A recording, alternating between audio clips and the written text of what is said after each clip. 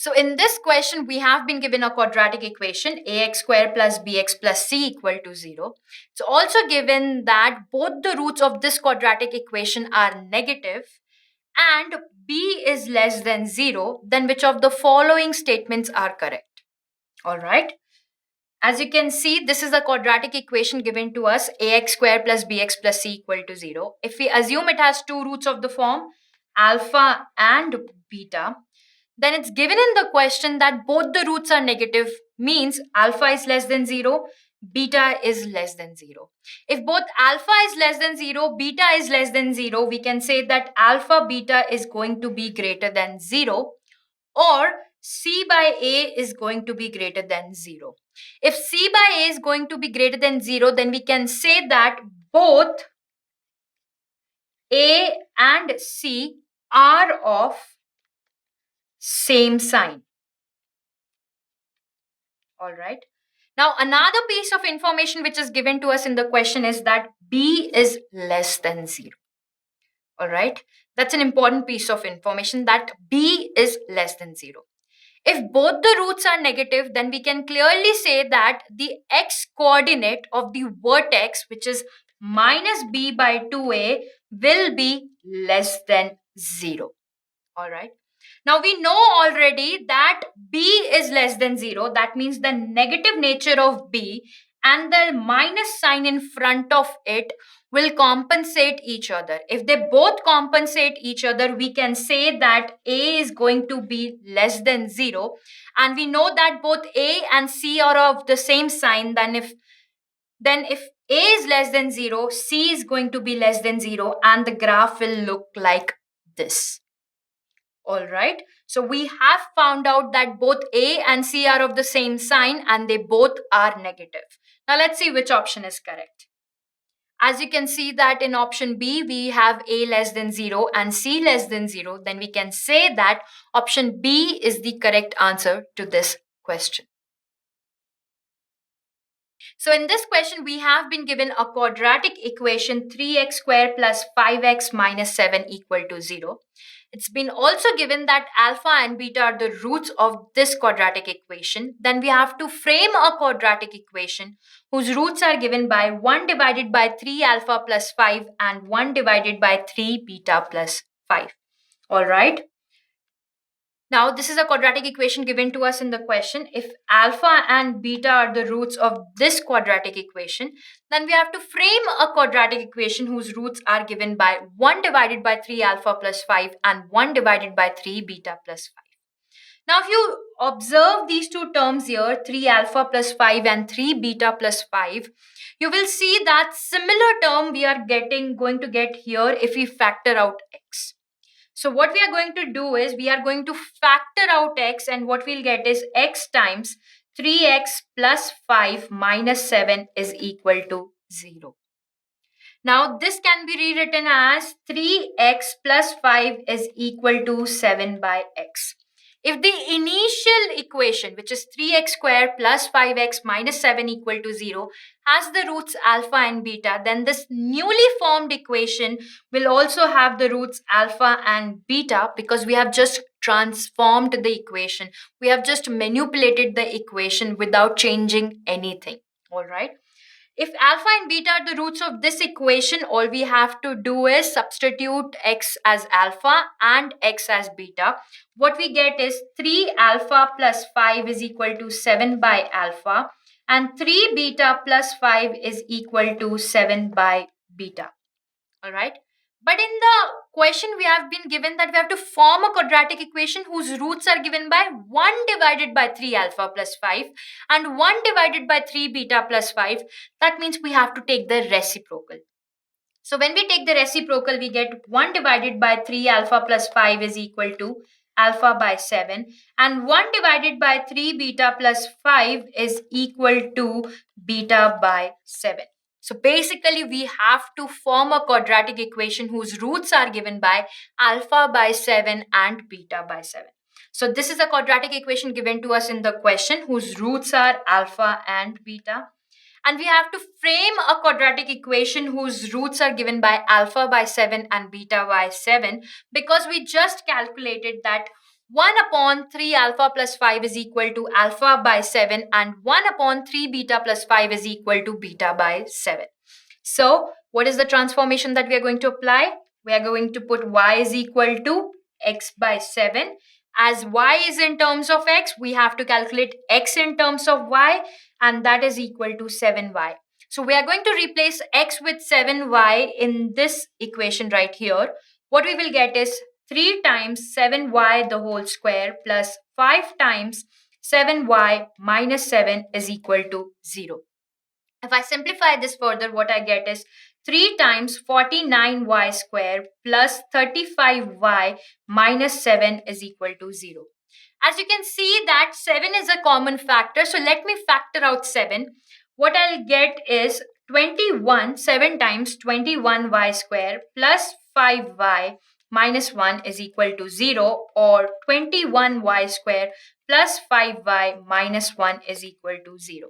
Now the last step, we are going to replace y with x. So when we replace y with x, what we will get is 21x square plus 5x minus 1 is equal to 0. And that's our required quadratic equation, whose roots are given by 1 divided by 3 alpha plus 5 and 1 divided by 3 beta plus 5.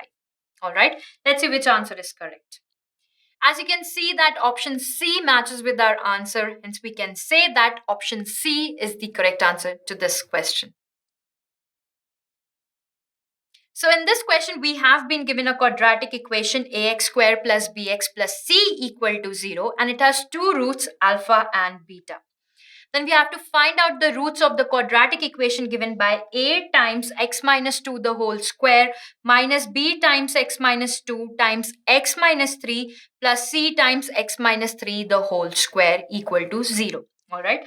So these are the two equations given to us in the question. We know that ax square plus bx plus c equal to 0 has two roots, alpha and beta, and we have to find out the roots of this new quadratic equation.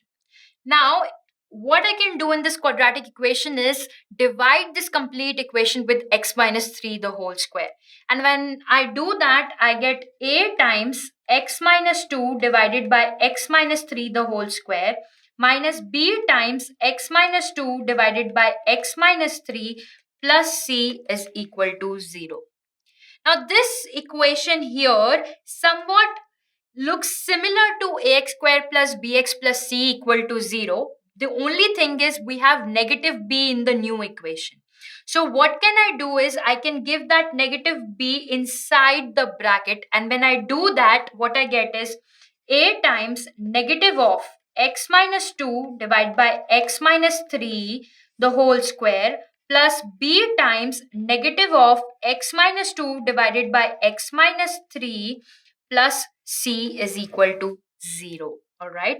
Now this looks like a transformed equation of ax square plus bx plus c is equal to 0. All right. So this is the transformed equation that we are talking about, and we are going to compare these two equations. All we have done is just replaced the x of ax square plus bx plus c equal to 0 with negative of x minus 2 divided by x minus 3. All right. So this is my new x. Now let me put this new x equal to y. So I have y is equal to minus of x minus 2 divided by x minus 3. So I have y in terms of x. Now we will calculate x in terms of y. So what we will get is yx minus 3y is equal to minus x plus 2, which can be simplified as yx plus x is equal to 2 plus 3y, or we can say x is equal to 2 plus 3y divided by 1 plus y. 2 plus 3y divided by 1 plus y. Now this is the new roots of the quadratic equation given by a multiplied by negative of x minus 2 divided by x minus 3 the whole square plus b multiplied by negative of x minus 2 divided by x minus 3 plus c equal to 0. All right, we just applied the reverse process of transformation. What we started off with was a quadratic equation ax square plus bx plus c equal to 0. We know that it had alpha and beta roots. There was one more quadratic equation given to us in the question, which transformed to give us this. Now, this is the transformed equation of ax square plus bx plus c equal to 0, and this quadratic equation will have the roots of the form 2 plus 3y divided by 1 plus y, or I can say 2 plus 3 alpha divided by 1 plus alpha, and 2 plus 3 beta divided by 1 plus beta. All right, so let's see which option is correct. As you can see that option D matches with the form that we have calculated here, which is 2 plus 3 alpha divided by 1 plus alpha. Hence, we can say that option D is the correct answer to this question. So in this question, we have been given a quadratic polynomial and its graph is given. The quadratic polynomial is f of x is equal to ax square plus bx plus c, and its graph is given in this question. Then we have to check which of the following options is or are correct. Now in this question, we are going to take option statements and check for their correctness. All right. So this is the graph given to us and we have taken some 3 options right here. All right. By looking at this graph, what is the first thing that comes to your mind? The graph is, the parabola is opening downwards. If the parabola is opening downwards, clearly a is less than 0. We can also see that the graph intersects the positive y-axis. If the graph intersects the positive y-axis, we can say that c is greater than 0. All right. So we have got a less than 0. We have got c greater than 0. They both are of opposite sign. That means a multiplied by c is going to be less than 0. And hence we can say that this option is incorrect. All right. Now let's talk about the option where f of x is greater than 0 for every x greater than beta. Now as you can see that for every x greater than beta, we are getting negative f of x. That means f of x is less than 0, not greater than 0. And that's why we have to say that this option here is also incorrect option. Now let's talk about the third option here, which is c by a is less than minus 1. We know c is greater than 0. We also know a is less than 0. So we know that they both are of opposite sign. All right. Now from this graph we can say that alpha is less than negative 1 and beta is greater than 1. All right. If I multiply alpha is less than minus 1 with negative 1, what I'll get is negative alpha is greater than 1. Now I have an inequality, negative alpha is greater than 1 and beta is greater than 1. If I multiply these two inequalities, what I'll get is negative alpha beta is greater than 1. And we know that alpha beta is equal to c by a. So what we will get here is negative c by a is greater than 1, or we can say that c by a is less than negative 1 if we multiply with minus 1. As we are multiplying with a negative number, the inequality sign will change and we will get c by a is less than minus 1, which is the correct option. All right. Now let's talk about the other option here, which is c by a multiplied by alpha minus beta is greater than 2 or not. Cool. So we know alpha is less than minus 1. We know beta is greater than 1. If I multiply this with negative 1, what I'll get is minus beta is less than minus 1. So I have alpha is less than minus 1. I have negative beta less than minus 1. If I add these two inequalities, what I'll get is alpha minus beta is less than minus 2. Now we have got alpha minus beta is less than minus 2. We know c is greater than 0. A is less than 0. Then c by a will be less than 0. Right? So if I multiply a negative number in this inequality, the inequality symbol will reverse. And what I'll get is C by A multiplied by alpha minus beta is going to be greater than 2. All right, because I'm multiplying with the negative number. So when I'm multiplying with the negative number, what I'll get is C by A multiplied by alpha minus beta is greater than 2. Let's see which of the two options we have here is. So we can see that option A and D are the correct answer to this question. So in this question, we have been given a quadratic equation, ax square plus bx plus c equal to 0. Now, this equation is not altered when each of the coefficient is increased by the same quantity. All right. Then we have to find out the value of x square plus x plus 1. All right. So this is a quadratic equation given to us in the question. It's been said that if the coefficients of this quadratic equation are increased by the same quantity, then the new quadratic equation is same as the previous quadratic equation.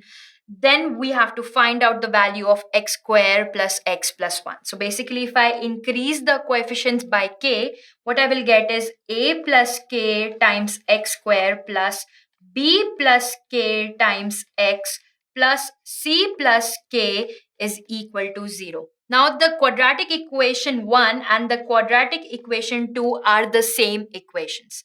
If they are the same equations, let me rewrite 2 in terms of 1.